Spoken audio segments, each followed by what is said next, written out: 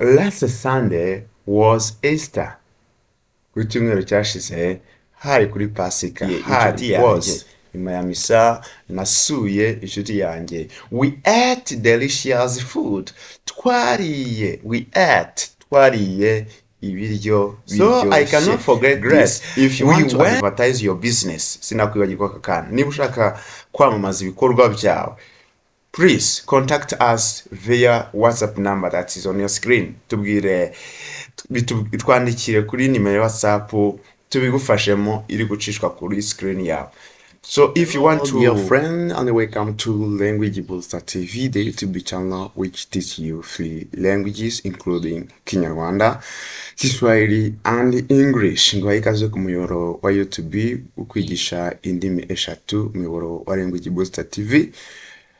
And welcome to today's lesson. This is a program Learn English, lesson number 9.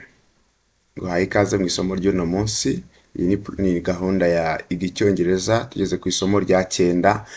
So today's lesson we are going to learn to talk about past events using past simple tense. Uyu munsi tugiye kurebera hamwe uburyo twavuga ku bikorwa byahise, ku bikorwa byabaye mu gihe cyashize, cyangwa se tukavuga ku nkuru z'ibyahise dukoresheje past simple tense cyangwa se igihe bita impitagihe mu rurimi rw'ikinyarwanda. So welcome to today's lesson. Ikaze ku isomo ry'uno munsi. I am your teacher Eric Bunani. Ndi mwarimu wanyu Eric Bunani. So remember to subscribe if you have not done it. Ibuka gukora subscribe niba utarabikora. This helps you to be notified as soon as possible the new video is uploaded here. Ibi gufasha kubimenyeshwa igihe cyose hari igikorwa cyangwa se hari video icishijwe kuri no muyoboro. So like, share and comment this video about this video. Ukande like, kore share kandi wandika no muri comment kuri no video. You can recommend the video you want to learn, the lesson you want to learn next. Ushaka kudusaba isomo wifuza ko tuzakwigisha ubutaha.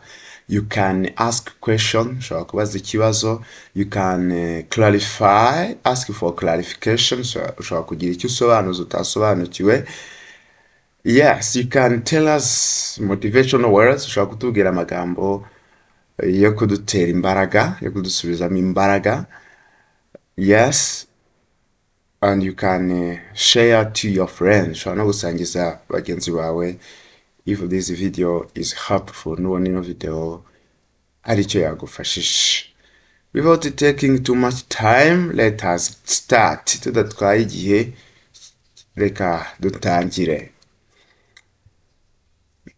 Last Sunday was Easter.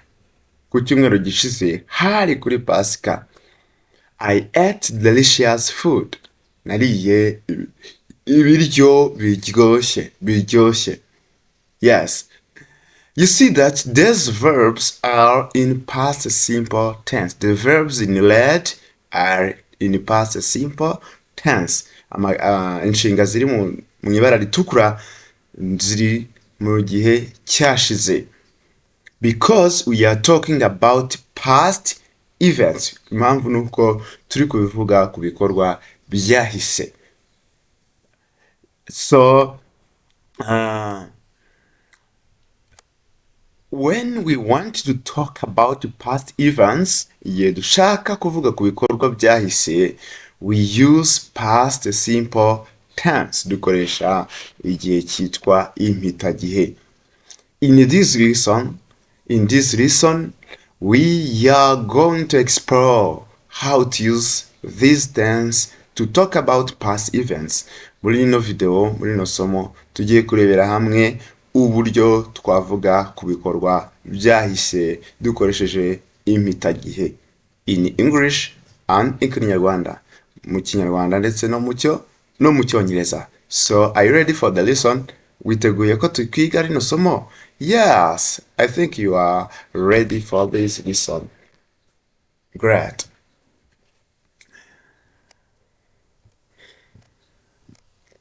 Last Sunday was Easter. Ku cyumweru cyashize hari kuri pasika. Hari was hari, it is in the past. I woke up at 5 o'clock. Nabyutse saa 11 zuzuye. I went to fetch water. I went to fetch water. Nagiye kuvoma amazi. I washed my body. I washed my body. Narakarabye cyangwa se naroze. See that these verbs in lead are in past simple tense. Zino verbs ugomba kuzishyira muri past simple because we are talking about past events, ku bikorwa byahise. Ibyo rero zino nshinga zigomba kuba ziri muri past. Hari kuri pasika. Nabyutse kera cyane. Nabyutse saa 11.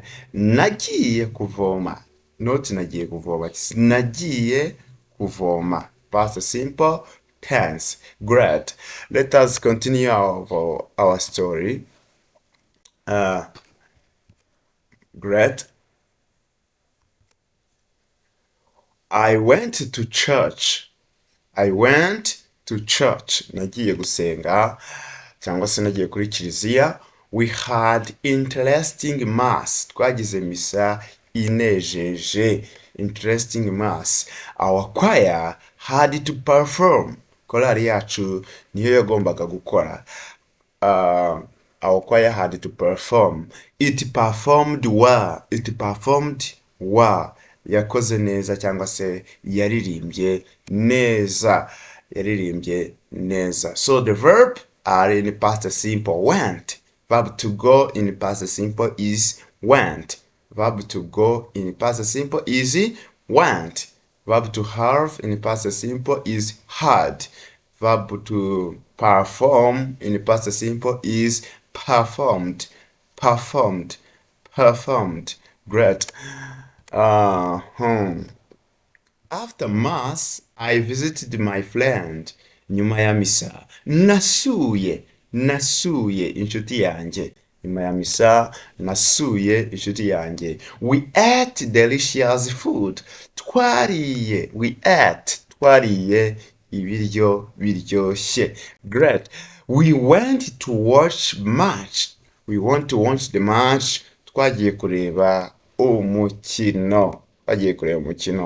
Yes, if this video is helpful, you can tell me in the comment how you have seen this video. How has this video helped you?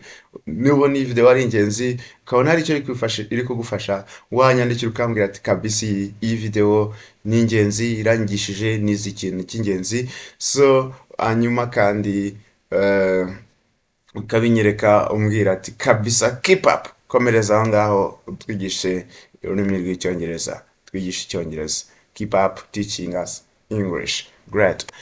Let us continue. I arrived at home late. I arrived at home late. Nageze mu rugo bwije cyangwa se nageze muhira ninze. My mother prohibited me not to come late again. Mama wanje yamyihanangirije kandi yambujije kongera gutaha ntinze, kongera gutaha bwije. Mama yambujije kuza ntinze ukundi. I washed my body. This one we have seen it. Akarebye. As notice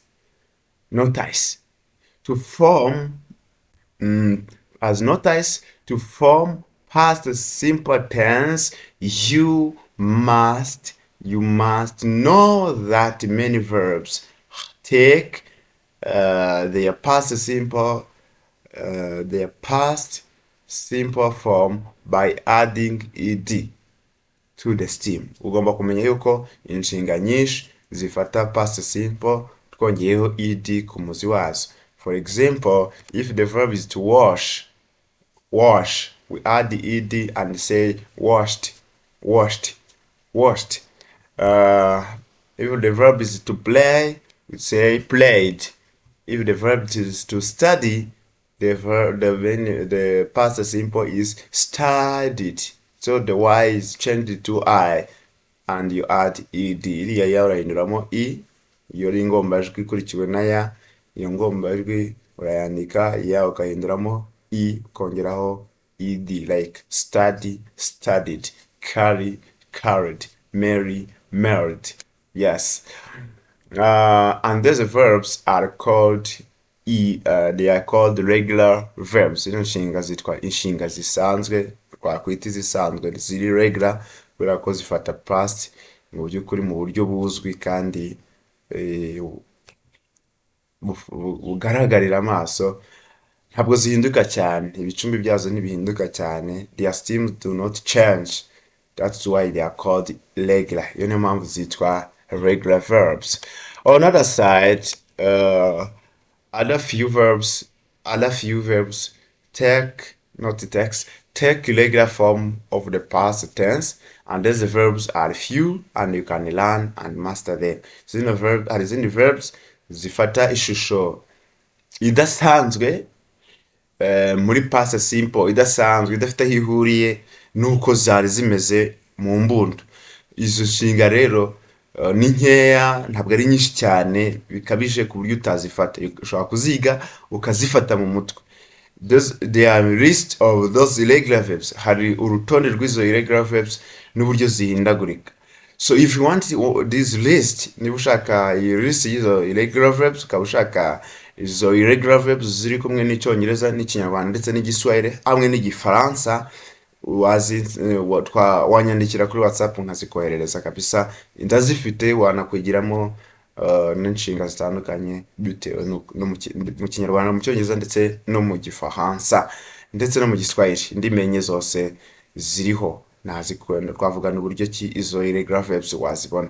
Yes, if you need these irregular verbs that are translated in 4 languages: English, Kinyarwanda, Kiswahili and Kifaransa, you can text me via WhatsApp number that is on your screen, and we can deal with how you can get them.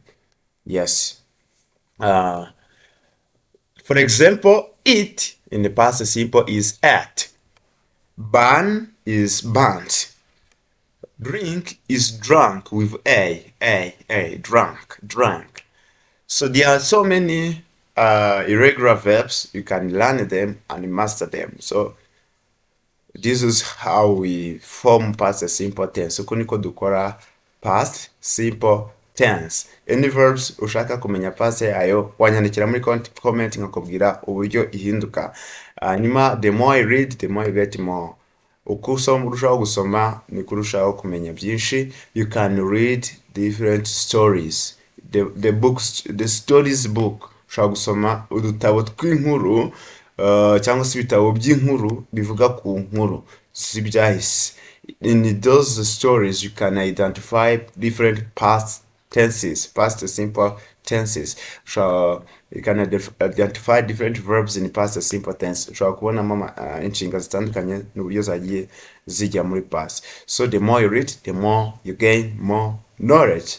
Uko urushaho gusoma niko ugenda wunguka ubumenyi bwinshi. So thank you very much for watching this video. Thank you very much for following us. Thank you very much for subscribing to this channel. Thank you very much for showing your attention and your concern. Turagushimiye uburyo warebye ino video, turagushimiye uburyo wakanze subscribe, turagushimiye uburyo udahwema kutwereka ko wita ku byo tugukorera. So let us meet next time. Reka tuzasubira ikindi gihe.